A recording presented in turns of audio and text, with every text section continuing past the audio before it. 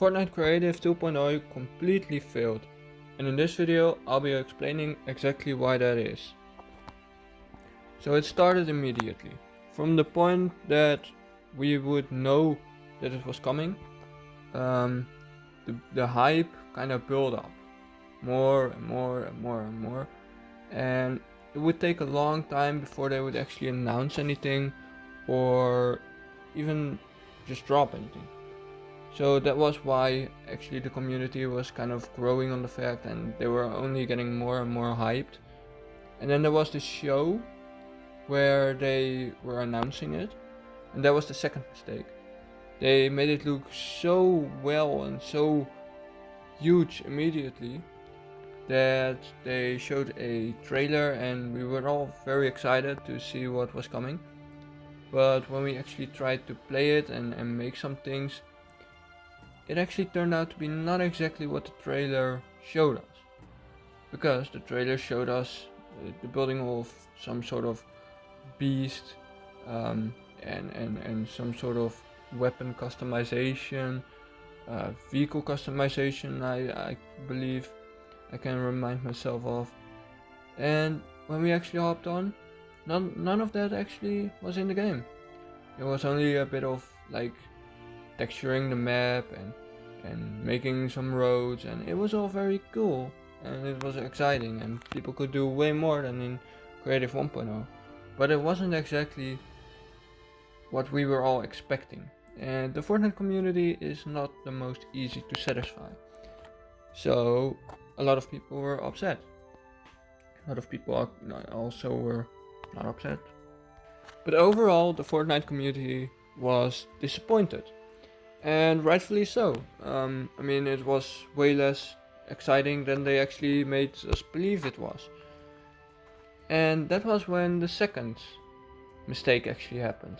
They did a interview of some sort with Cypher PK and some, I believe it was Lachlan or someone else. And that's when they asked about the chapter 1 remakes and the chapter remakes and the season remakes, the maps and the battle royale islands. And then I think it was Donald Mustard, he said that they aren't very happy about it, and that they were basically saying like the map has a copyright, and everyone that is publishing that maps are basically taking that um, piece of content and violating their copyright claims. So that was the second mistake. Now people that were making it, the chapter 1 map, they could still do it, but the chapter 2 map, the chapter 3 map, it was all not allowed. And that's kind of a big mistake too, because I think that would have actually brought some people back that maybe liked chapter 1 but didn't like chapter 2, 3 and 4, and maybe it would have brought back people from other chapters that like that one better. Um, so yeah, I don't know. And then they made another mistake, which was they now have this discovery tab, and it isn't really always working the way they intended to be working. So for example, a few days ago I was on Twitter and I saw a post from someone, and he was basically uh, saying and making screenshots of a map in Discovery on Epic Speaks, and it said it was basically a remake of a very disgusting thing out of the history of the World War II. And that just came through, and Epic really just looked at it and thought, yep, that's a great idea, let's just do it. Let's just advertise this on our Epic Speaks. And then also like the crap, just the maps that just try to get you to support their creator to play, and it's all a little bit too much focused on making something just to get it out there, not making the best version of something. It's more making something and then publishing it, which I think isn't shouldn't be the thing that should be advertised the most. I think advertising the most is maybe the thing that is the most innovative and the most, efforted, and the most the fine-tuned maps. Those should be in Epic Specs. But what is now in Epic Specs a lot of the times isn't really the best thing, and isn't really, that bad, that good.